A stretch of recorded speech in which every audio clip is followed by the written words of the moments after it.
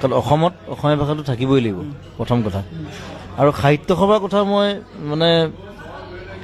অকণমান ক'বলৈ দিগদাৰ, কাৰণ তেওঁলোকে এতিয়া সাহিত্য সভাটো যিটো ইংলিছত লিখে সেই বস্তুটোৱে ভুলকৈ লিখে।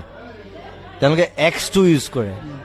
অসমৰ ক্ষেত্ৰত ইউজ কৰে এক্সটো কেতিয়াও ফনেটিকেলি যিকেইজনে কৰিছে তেওঁলোকে ইংলিছ নাজানে চাগে, মই ডাইৰেক্টলি ক'ম। কাৰণ এক্সেৰে যদি আৰম্ভ হয়, এক্সৰ প্ৰনাউন্সিয়েশ্যনটো সদায় জ হয়। Xerox, Xanadu, xylophone. গতিকে যদি মই এতিয়া অসম সাহিত্য সভাটো মই তেওঁলোকে যেনেকৈ ইংলিছত লিখে মই যদি কওঁ, সেইটো হৈ যাব অক্সম সাহিত্য জভা। যদি বাহিৰৰ মানুহে যদি পঢ়ে অসম সাহিত্য সভা যদি ইংলিছত তেওঁলোকে যেনেকৈ লিখে সেইটো যদি পঢ়ে, তেতিয়া সেইটো হ'ব অক্সম সাহিত্য জভা।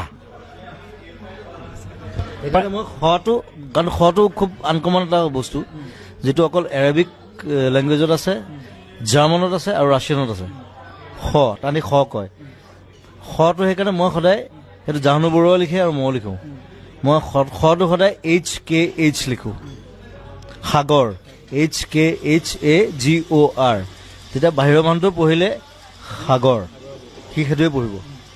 গতিকে এইটো মই সাহিত্য সভাক ক'লোঁ আজি ইয়াৰ পৰা, এই মঞ্চৰ পৰা, যে তেওঁলোকে যে শুধৰণিটো কৰে যে অক্সম সাহিত্য জভা আমাক নালাগে, অসম সাহিত্য সভা লাগে, HKH।